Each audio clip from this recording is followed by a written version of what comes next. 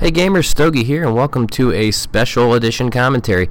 Today I'm going to be talking about the PlayStation 4 controller. I was fortunate enough today to get hands-on with the PS4 DualShock 4, and I want to talk a little bit about it. The console comes out 1 week from today. I will be getting mine on launch day. I already have my copies of Battlefield 4 and Call of Duty Ghosts, and I am extremely excited. You guys all know I've been playing on PC, and the gameplay you're watching is recorded on PC. There's my phone from Twitter.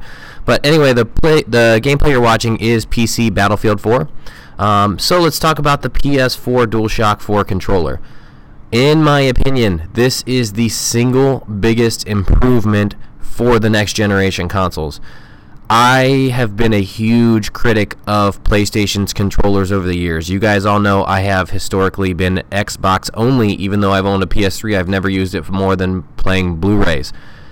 That's all going to change. This controller is light years ahead of where the DualShock 3 was. So let me run down a couple of the features that made this controller, or make this controller, so great in my opinion. Number one, it fits your hands way better. I have pretty large hands. I'm 6'1", so I'm a decent sized guy. I have pretty large hands.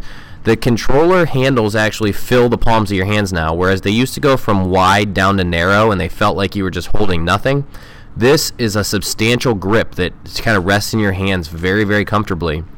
And transitioning right into that grip and that feel of your hand is the new concave triggers. The triggers are domed in, just like you would want on an FPS trigger, kind of like the Xbox 360 has been.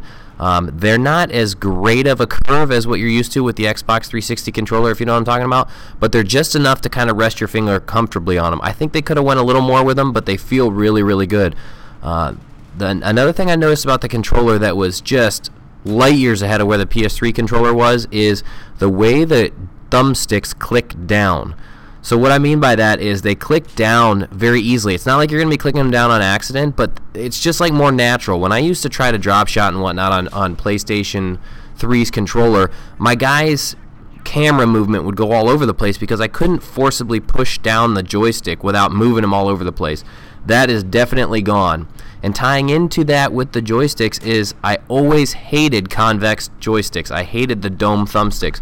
Well, those are gone with the PlayStation 4 DualShock 4. As you can see in this picture that I posted of me holding the controller, the joysticks are somewhat dimpled, so you almost get like a convex and concave combo feel. I actually really, really liked it. My only knock on the joysticks, and this is universal across all of the standard gamepads for the Xbox One and the PlayStation 4, is that I think the joysticks are a little too short for FPS purposes. So I may end up adding on my FPS Freaks that I currently use. It's basically just an extender that you put on your aiming joystick to give you more range of motion in your thumb, so you can play at a higher sensitivity and get more points of contact. Basically, you're just increasing the diameter that you can rotate your thumb, so you can get better pinpoint accuracy. The new little touchpad is actually located very conveniently. Your fingers kind of fall to that very easily. It clicks downward, which is kind of a nice feature. So there's a lot of extra buttons and stuff on this controller that are convenient to use that might give you some good mapping purposes.